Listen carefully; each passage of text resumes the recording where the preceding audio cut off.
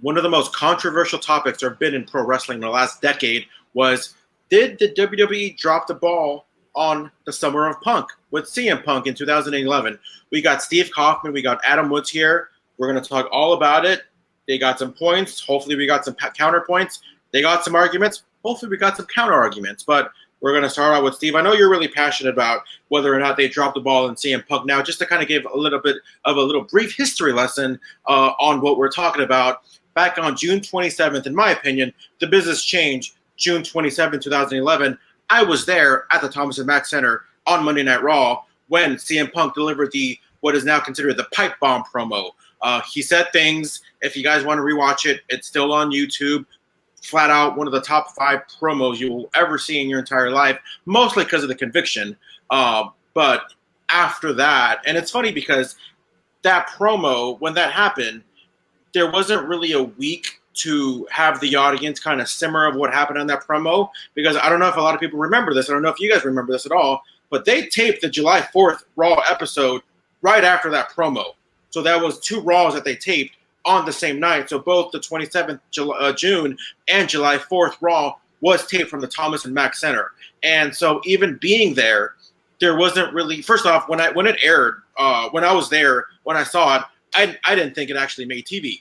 I thought that was like, the content of the promo had so much like raw energy that I was like, well, that definitely did not make TV. There's no way that based on what he said made TV. I was like for sure thinking that it was just exclusive for the audience in Vegas. Lo and behold, go home, and I was in Vegas, but I turned on my phone, which died in the middle of the night, went home, charged my phone, saw the news, and I was like, wow, like that whole thing made TV.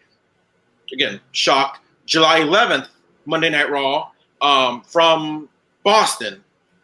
Yeah, it was from Boston. Home of John Cena, where he's kind of grew up from a little bit. The contract signing promo, which I love, with Vince McMahon. So CM Punk was hot. CM Punk was, without a doubt, the hottest thing in pro wrestling. Now, another factor to kind of incorporate is his contract was legit expiring that weekend. Like, that's not a storyline that they did just for the show, just for Raw, just for WWE. His contract was legit expiring. So he was already 1 foot out the door, as he said in the promo, but it looked like, by all accounts, he was gone. Fast forward to Money in the Bank.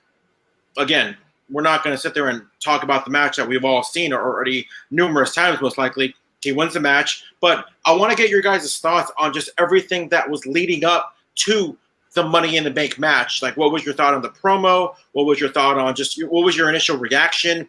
Did you think that well, he's on his way out, so he's going to say whatever he wants? Like, what was just your guys' overall thoughts and reactions after that pipe bomb promo? So after the pipe bomb promo heading all the way into Money in the Bank, 2011, I thought was sheer chef's kiss perfection, because they let real life meld into storyline. Because CM Punk had not re-signed. Had he re-signed, it would have been well known in the internet circles, and it would have killed the angle. CM Punk did not re-sign.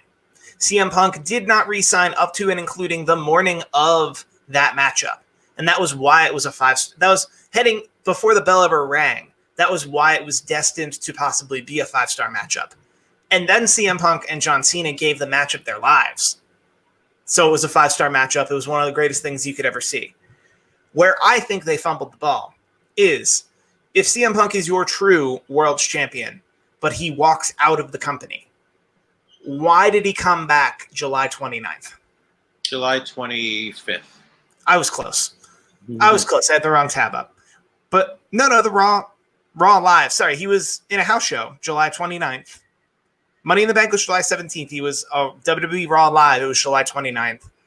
And then he was on TV August 1st. Why didn't they let him lay out until SummerSlam at the earliest?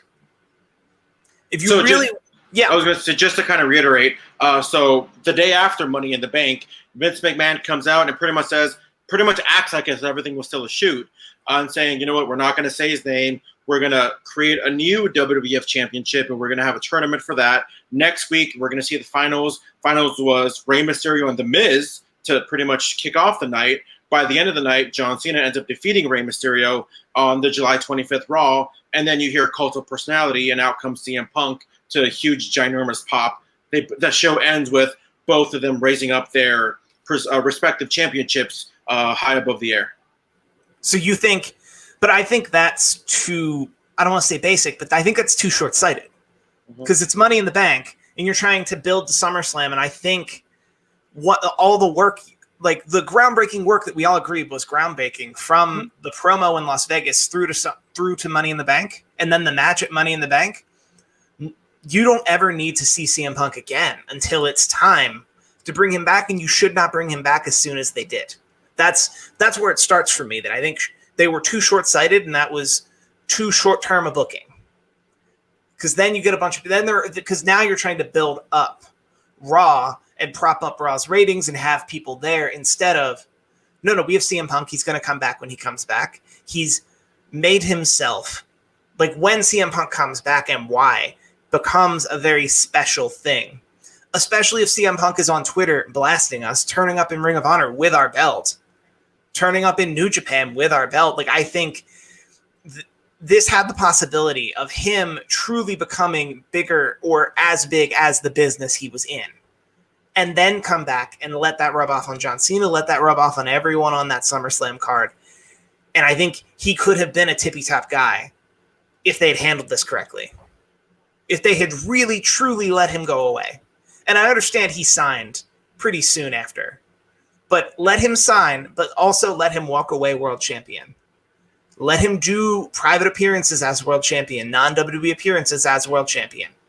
And then let him come back at a big marquee event. I think the money could have been endless, and I know we're looking back on it in hindsight, but I think that summer could have been so much better. And CM Punk could have become and stayed a tippy top, The Rock, John Cena, Steve Austin kind of a guy. No, 100%. I agree with you 100%. Now, when you're looking at the entire event in its entirety, I mean, in regards to the Summer of Punk, okay, so for me, just kind of knowing the backstory, CM Punk, for what we ended up getting, right, was essentially fighting tooth and nail. Essentially the road that he went through. Did John Cena have to go through during his, decade plus career? Did The Rock have to go through during his time on top? And that same kind of, ebb and flow dynamic was essentially what made Austin leave. And lest we forget, right? Mm-hmm. So with that all being said, to me, it's a missed opportunity, right? In the sense that we could have gotten so much more. And one would argue, oh, they made a ton of money. They could have made even more, right? There's a difference between a superstar and a champion, right? And I think, and this was not Punk's first time with the championship, and it didn't feel special because when he won the World Heavyweight title the first time, they almost negated his ECW title win, one, and then two, he was like, they put the world title and situated it on the card, not even on par with the Intercontinental title. Yeah, so he was he was the 10 o'clock champion, is what he was very well known at that time. His very first world title run. John Cena was, and whatever John Cena was doing, was still ending the night every time. Absolutely. And CM Punk was the 10 o'clock champion. And it took him literally a whole other Money in the Bank, a whole other title run, and a whole other heel, and his first WWE heel turn to even get any traction. And by traction, I mean having Vince McMahon notice that he's capable of more than what they're giving him. And I don't want to be Vince. Like, Vince created the whole universe that we enjoy talking about. So I don't want to tell him everything he touches turns to shit, 'cause it clearly doesn't. But sometimes, and from an outsider's perspective, what it looks like is CM Punk let something happen organically. And then the second it happened, Vince and Triple H and Kevin Nash and Alberto Del Rio all involved themselves. And it was no longer about how do we fan the flame of CM Punk and make it burn down a whole city. It's how do we light 15 torches with CM Punk's flame? That was a dope analogy, and I just made it up.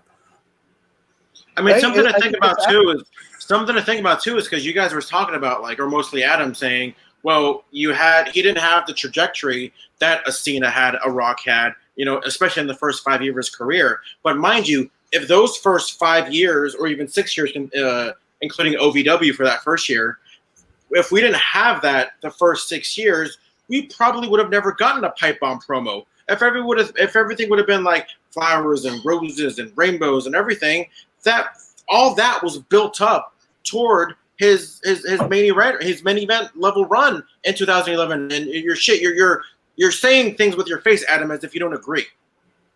No, and here's one name, Paul Levesque, Triple H.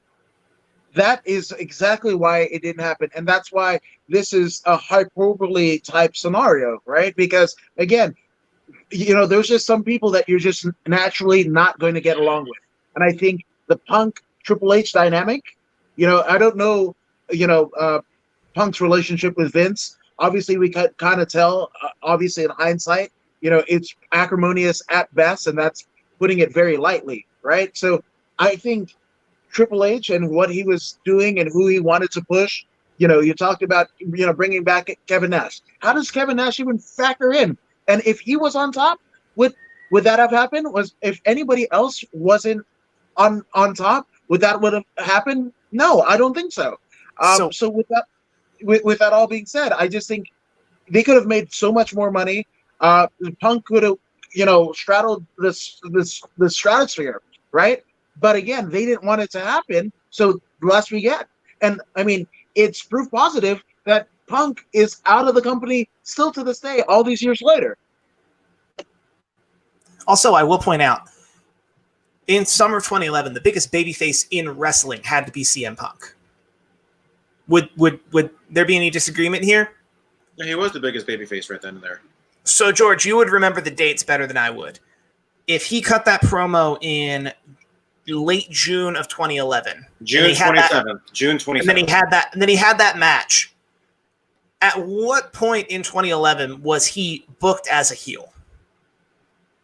You mean before that? No, after that. After he was the biggest babyface in wrestling, the hottest commodity in wrestling, summer of 2011. How long did they turn him heel? They turned him heel? He didn't become a heel for like another year. He was a babyface for the rest of the year. Then I'll walk that one back. Because he didn't become heel. Yeah. It got confusing. I'm sorry, because they booked him confusingly. He didn't become a heel until the time between SummerSlam 2012 and Night of Champions 2012. So that 1 month, he went from being in a triple threat match with Cena and Big Show at SummerSlam 2012 to facing off against John Cena at Night of Champions 2012. So that 1 month span is the time where he kind of started turning heel and aligning himself with Paul Heyman. Okay, so at least a year. Still, though, I think he could have been, I don't want to say a Bruno Sammartino run, but he could have had a very long, holds the flame for the whole company style run as a babyface instead of he got himself over and became a hot commodity and was the babyface of the year, babyface of the summer. Let's put stuff in front of him until it degrades to a point that the only way to keep him over is to pair him with Paul Heyman and to make him heel. And the initial plan for the Shield were to have the Shield be his heaters. Like he has a gang. CM Punk is such a heel, he has a gang. Was the initial, like, an early pitch for the Shield. So that I'm saying very much long-term booking.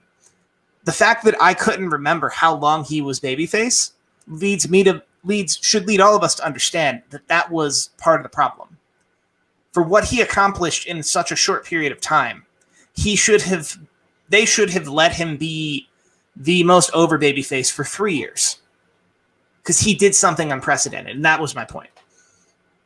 Roundabout way of getting there, but that was my point. Something to keep in mind, too. I know you mentioned that you would have wanted to kind of work the indies in some way. 2 days before he came back on July 25th, being gone for 8 days, he did have an indie appearance, but it was more so like paying tribute to like a Gregory Iron that obviously had cerebral palsy, which is so amazing that he was able to have cerebral palsy and be able to fulfill his dream as a professional wrestler. So that was kind of a big deal for CM Punk as WWE champion to show up on that show. But my question for you is like, so do you think that it was a failure then because it didn't go exactly the way that you wanted it to go?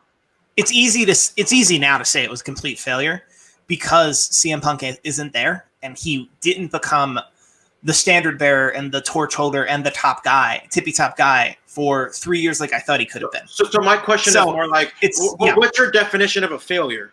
Like what has to happen or what doesn't have to happen for something to be a failure? The fact that we say Summer of Punk when really we only mean Money in the Bank kind of to me means I don't want to say failure. I want to say it was a wasted opportunity. I won't say failure. 100%. And I think, to kind of echo your sentiment, Steve, is it's optimal, right? When you're running at the best that you can, right? The best that we saw out of Cena was, arguably that US title open challenge, right?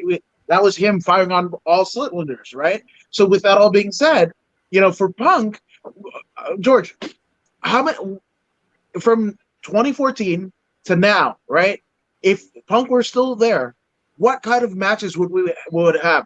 Who was on top during those times? Could we have seen a Punk versus Kevin Owens, a Punk going back to NXT? There's a litany of other, I would say if Punk had done that when he had talked about doing that and he was spending his off time days basically going down there on his own accord, right, not getting paid, we probably would have seen the rise of NXT a whole year before we actually did.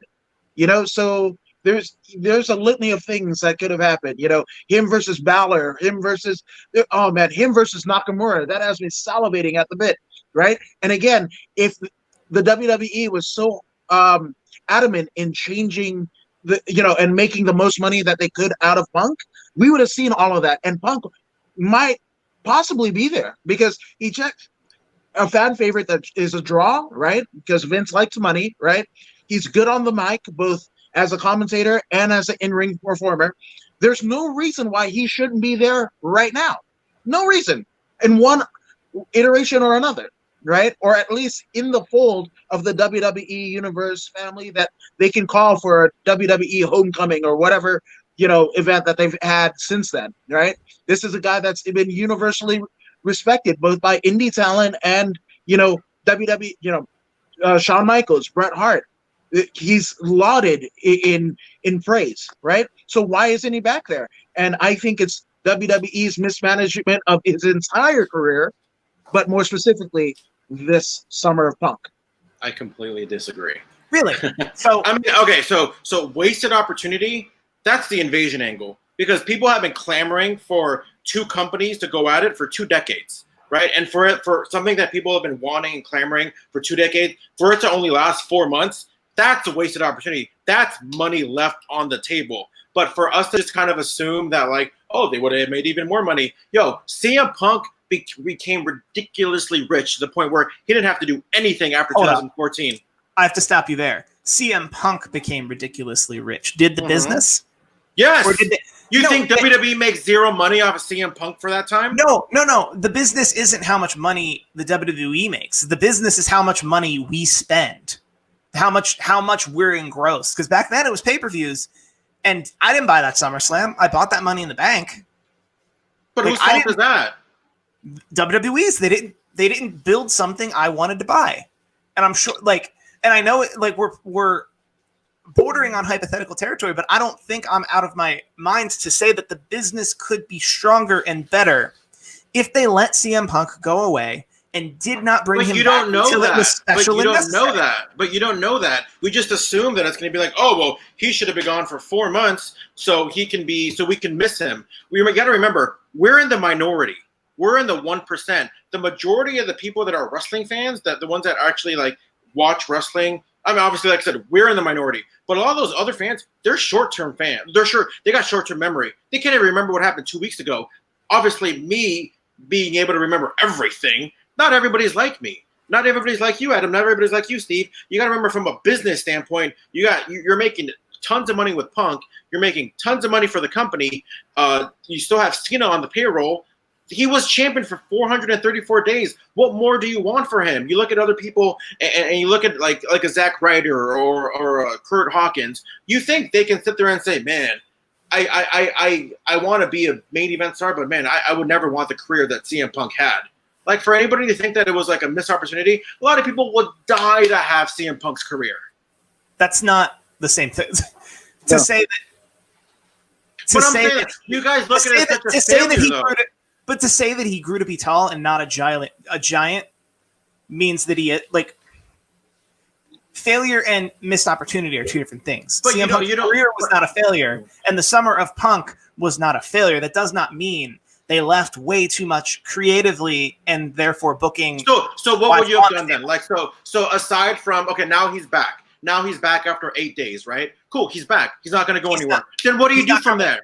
No. He's back already. So you're back. All right, Steve, we're going to hire you. We're going to hire you on July 25th to book CM Punk's WWE run. What do you do next?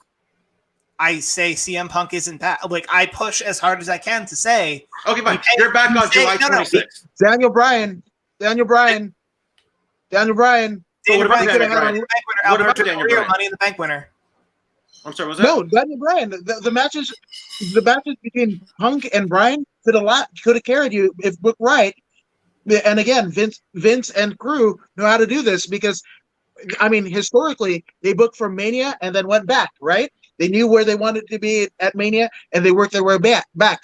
So you couldn't tell me that they couldn't have gotten a year's worth with as hot as Bryan Danielson and CM Punk were respectively, or Daniel Bryan, right? Were respectively. How much heat and legitimate credibility they checked, but I mean they should be box office stars, a la Rock, a la Austin, a la Hart, Flair.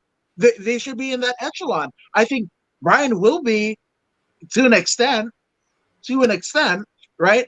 In terms of in-ring work and what have you. But I mean, there is so much there. There's so much there. And again, you know, let's just say, you know, if he had 3 years, yes, I know we're not talking hypotheticals, but again, the company would be way more better off if they had treated Punk right during his entire tenure.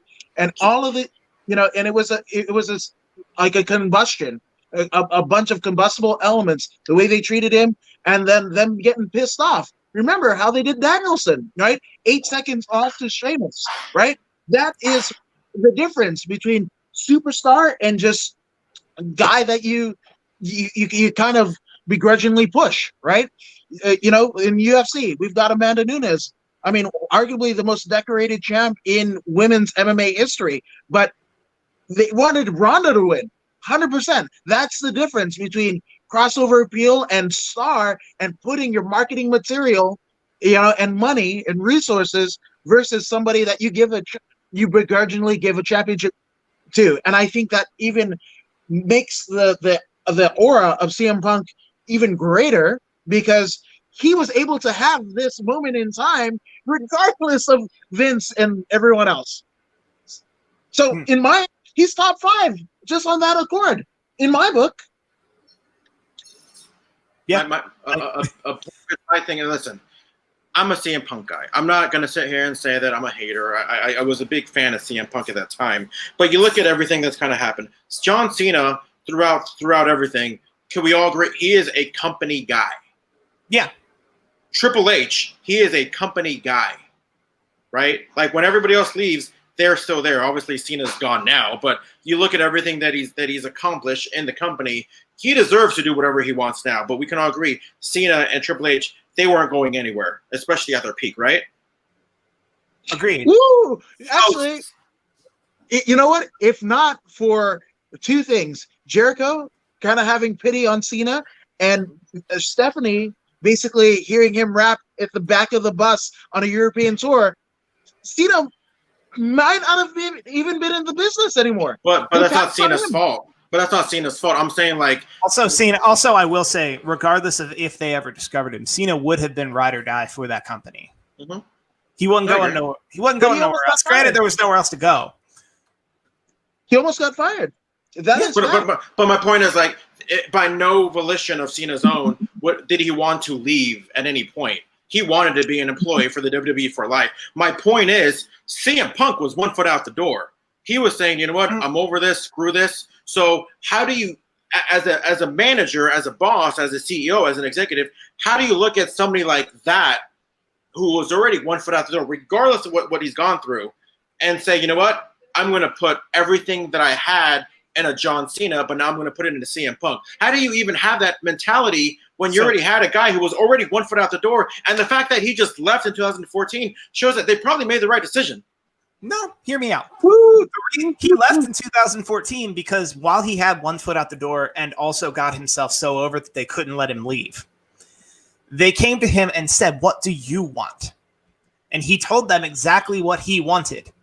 And then they convinced him that they're going to give him all those things. And then the second they re-signed him, immediately stopped doing any of those things. And George, you can correct if my reporting's a little off, but it is my understanding that part of that re-signing was I get to go away for a little bit while being world champion, and you guys bring me back in a way that I'm even bigger in absence. So to answer your question, how do you go all in on CM Punk if he's 1 foot out the door? It's because you let him leave and come back. That's how you make him a happy camper. You really put yourself behind him and his creative and his idea, because that's what got him there to begin with. And that's what they never did. And also to answer your question, well, what about John Cena? Well, if CM Punk's gone for 4 months, who do you think is the top of the card? It's John Cena. Even with CM Punk, even with CM Punk there, John Cena was still the top of the cards. Who was main eventing Over the Edge? Who was main or Over the Limit? Who was main eventing all those springtime pay-per-views? It was John Cena. Even with CM Punk as the WWE champion. So my point is, like, if you're a manager, now I don't know what everybody's background is, but if you're a manager at anywhere and you have a guy that's unhappy and you try to convince him, or you have to do something to convince him to be happy, he's going to find something else to be unhappy about. And we all know that's true. I'm not saying specifically him. I'm saying overall. If you have somebody who's unhappy, you got to convince them to stay. He's going to be unhappy about something else in the future. I'm going to reset my camera while Adam tells you that's apples and oranges. No, that's not apples and oranges. So basically, it's one of those where you're totally negating what you did to kind of make him feel that way, right? That particular employee, right? Mm-hmm. If that person is basically outputting the dollars, right, that justifies their existence in said company, then why not make more? Why not appease them? That's why you get Employee of the Month cards. That's why the promotions exist, right? And again, what more promotion would there be for Punk to maybe headline a WrestleMania, which is one of his points of contention, right? Not Z-back him the hell up, right? There's a litany of different things that the WWE, I mean, again, revisionist history, he who wins tells the story. And yes, Vince McMahon at the end of the day has more money than CM Punk and all of the other top stars since San Martino combined, right? So with that all being said, that was one of the reasons why he left, right?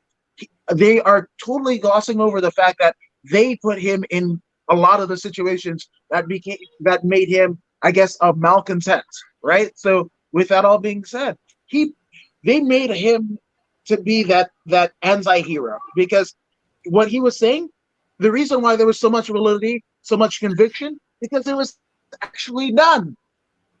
I mean, do that to an employee at McDonald's, right? They do everything right. Bring the most money, sell the most Happy Meals, whatever the hell. You have the highest output and whatever, and you screw them for almost a decade and whatever, and give them a live microphone. See what they do. So you're going to sit there and tell me, especially from an MMA guy, that every single champion has been marketable?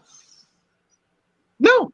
Sometimes, no matter what. But I'm saying sometimes, no matter what you can do, you can push this guy as far as you want. Sometimes it's not up to you whether or not they're going to buy into it. What if, and this is just a big what if Post didn't want CM Punk on the cover of Fruity Pebbles? What if they were pushing and pushing and pushing? What if they were pushing for Punk on this, on that, on that? But, they're all saying, you know what, I think we're going to go with John Cena instead. That's not anybody's fault. That's not CM Punk's fault. That's not the company's fault. But a rising tide raises all ships.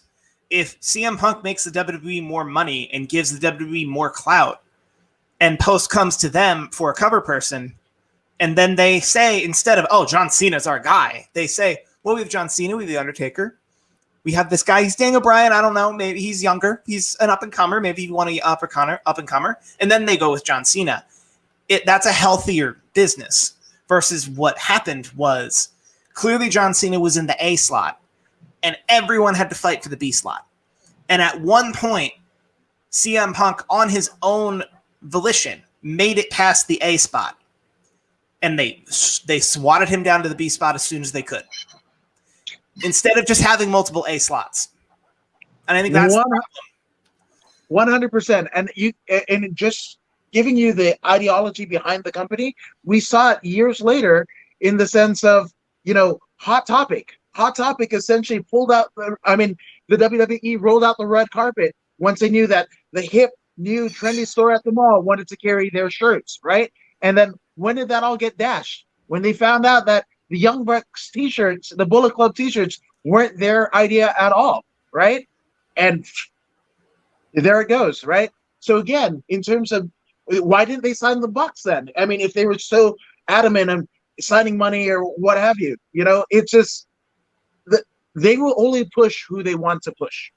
CM Punk, you can give him all the titles. I mean, he was a Triple Crown champion, won every title there was in the WWE. Does that mean they viewed him as a star, as the company guy? Absolutely not, right? And again, when you're talking about advertisers and whatever, right? So how come if there was such a powerful entity, how come they couldn't swing Hot Topic to carry their stuff rather than going to New Japan and the Bucks? Yeah. Now I think, and it might just be a fundamental difference in how WWE does things versus how other wrestling companies may wind up doing things. That if you were to ask Vince McMahon right this second when we're recording on August 18th, who's your top star? His answer is Drew McIntyre or Randy Orton. I would even say Roman Reigns. But today, obviously Roman Reigns is his top star. But the problem is what he should think is, who are my top guys? Who are my A slots, not my A slot? Because the product would look different top down if instead of Roman Reigns is the guy, what's happening to Roman Reigns? Who's fighting Roman Reigns? Drew McIntyre and Randy Orton are having a match. What does that mean for Roman Reigns? There's a completely different fundamental booking philosophy if Drew McIntyre, Randy Orton, Roman Reigns, Rey Mysterio, and Randy Orton were your top 5 spots, your A guys. It could be an arbitrary number, but there are A guys, then B guys. And if you work backward that way, I think, and maybe I'm just, a communist, I think that can help the business more because then you're not putting all the eggs in the John Cena or the Roman Reigns basket. I would also argue when the business was its hottest, they didn't book the whole show around The Rock or Stone Cold Steve Austin or The Undertaker or Mankind, who I would all argue were in the A slot, not the A spot.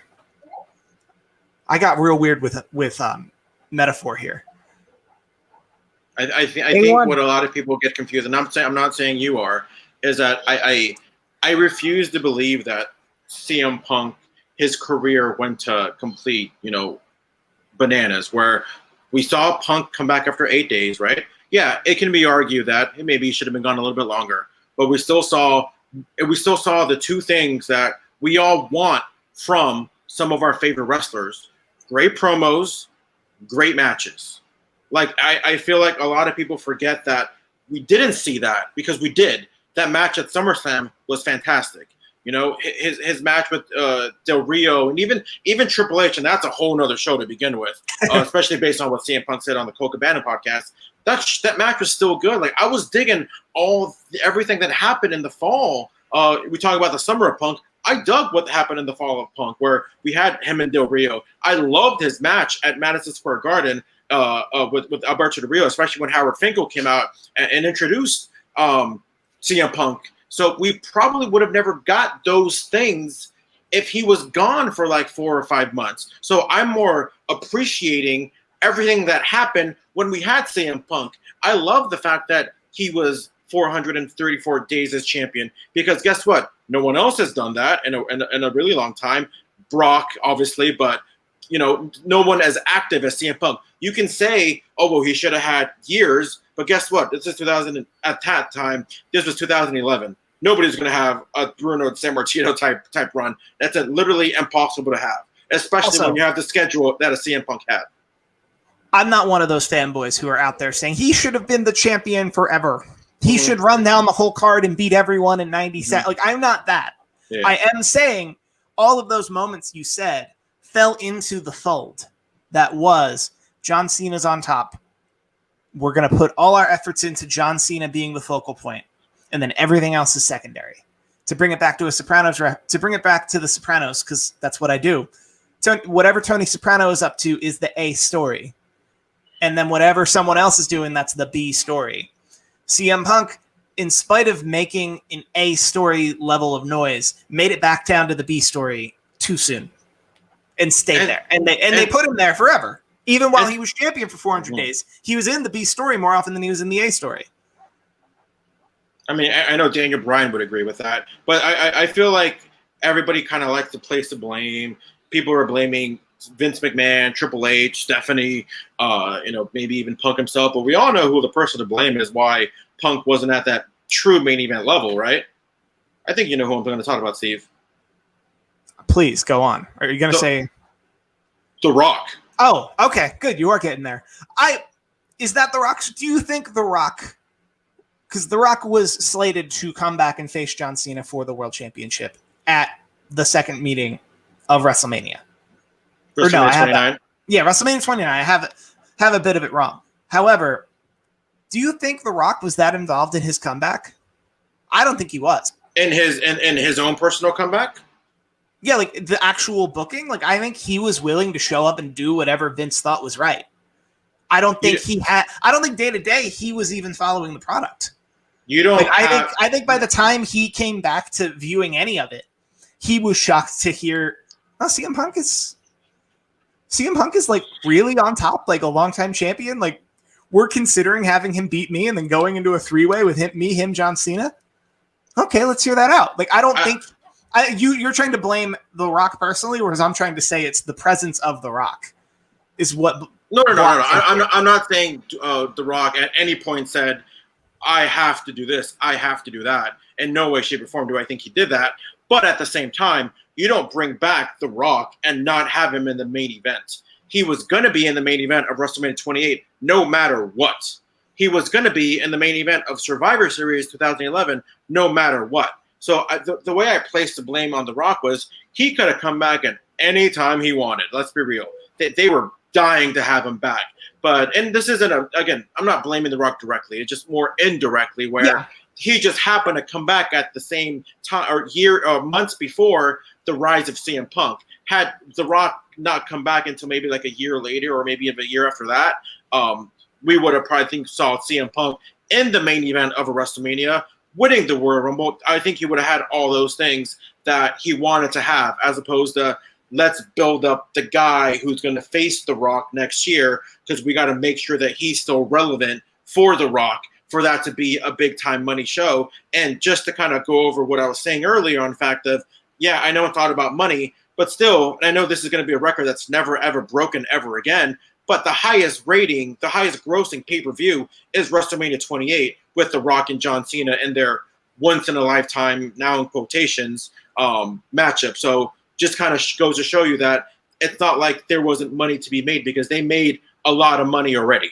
So you're just saying by argument saying, well, you know what, they could have at least made at least $1 more. And by theory, that would have been more successful than what we got. Or I'm saying creatively speak, where creativity and economics meet is where I try to live.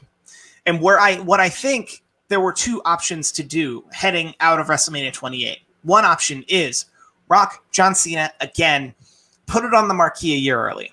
We're doing it again. We made so much money that even if we make half the money, we're still going to do better than had we tried something new. And that's kind of what they did, but CM Punk made enough noise that he had to get involved in between. I think the other way, creatively speaking, could have been, okay, The Rock, John Cena, is the biggest, baddest thing we ever did. How do we let that rub off on The Rock, anybody else? And I'm not saying they didn't ask that question. I am saying they clearly didn't go in that direction. And I'm not even saying CM Punk. I'm saying The Rock said, I want to be WWE champion. You could have made the whole title hunt about John Cena at that time being, I want to be champion to face The Rock again. I want to face The Rock again at WrestleMania because that's where I belong. The lights need to be on brightest for me. And that's enough to have John Cena versus whoever he faces every week on his path to becoming world champion to face The Rock. That's enough to rub off on everyone along that path, especially if he loses to CM Punk, and then it is CM Punk, The Rock, heading into that WrestleMania. They didn't do it, and I'll honestly concede that The Rock, John Cena for the world title at a WrestleMania makes sense if only they had 2 world titles. Oh, wait. Which they have now. No, they did that. Well, they did that as well. Wow. Yeah, they absolutely. It wasn't Edge, Alberto Del Rio. It was Jack Swagger and. Well, at WrestleMania 29, Jack Swagger it was Jack Swagger and Del Rio, and the year before, 2012, was Daniel Bryan and Sheamus. Yes, they still had 2 championships then. They didn't merge them for another 2 years. It was TLC 2013 where they merged everything. So if you want to have The Rock on top with John Cena for a championship, God, if only they had 2 championships. That's where I'm at. Like, I don't know. It was very clear, though, that I feel like they looked at the World Heavyweight Championship as a secondary title. That's just my opinion from the show, but yeah. Then they should have given it to Punk. Then they should have tried. I don't know. That's nitpicky. I'll concede that that's nitpicky once we're this far down the line. And CM Punk has been the top of the B slot, but still very much the B slot. I don't like. What else are you going to do? What else are you going to do? He was making enough noise that he got to work with The Rock twice. I don't want to be that kid from that video who got really upset when The Rock beat CM Punk, but that's kind of how I felt. Yeah. No, 100%. And who's to say that it couldn't have been, rather than striking the well again with Cena, why couldn't it have been Punk that second time around? Why couldn't it have? I mean, if supposedly WWE made so much money with the Summer of Punk, and they were so elated with him, and they viewed him as a A1 guy, right? Why not that? Why didn't they think of him in the same ilk of John Cena in that time? And by him not being placed, when you talk about deserving is a weird one, right? But when you talk about who put in as much work as Cena, if not more so, it was Punk, because Punk again achieved everything that he did without the clout that Cena had. So with that all being said, why couldn't that second match, they could have kept it never to be seen again, because because he went with Punk the second year. So I thought that would have been gangbusters. The promos between Punk and Rock, that would have brought up Rock, circa 97 Rock, So also, yeah. While we're playing devil's advocate about that WrestleMania specifically, the beauty of someone like The Rock means you can slot him into any match on the card. The Rock and The Undertaker have worked a lot, but have they ever worked at a WrestleMania? And at a time where we're really toying with the idea of, because that was the last year The Undertaker won and was undefeated. Could you imagine if we went 3 weeks with The Rock facing The Undertaker at WrestleMania, and The Undertaker, this is the year before Brock Lesnar beat him. We're like, The Rock doesn't lose. Is The Rock going to lose? And spoilers, of course The Rock would lose. It's The Undertaker at WrestleMania. However, we would suspend our disbelief, and he's already The Rock. We already bought our ticket. That could be enough. And I'm not accusing their creative of not exploring these possibilities, but given where they wound up and how quickly they wound up there, it seems to me as an outsider that they didn't explore it enough. Because there could have been plenty of creative ways to keep CM Punk champion heading into that WrestleMania and utilize The Rock without having a 3-way match, because that's all I heard on that podcast. I agree with you. Some interesting perspectives, but I want to know if anyone else agrees with you. I know there's going to be a lot of people who agree with you. There's probably going to be some people that agree with me. But if anybody wants to reach out to you personally on the Twitter machine, where can people find you guys? You guys can find me on Twitter almost exclusively. I'm at Steve Kaufmann. That is Kaufmann. I think I'll die on all the hills I brought up tonight. And Adam K. Woods on Twitter, and According to Woods on everything else, including YouTube. Hey, it's Christy Olson. If you like this video as much as I did, give it a thumbs up and share it with your friends so they can join in the wrestling chatter too. And don't forget to subscribe on YouTube and follow the show on Twitter at TW Chatter. See you next time.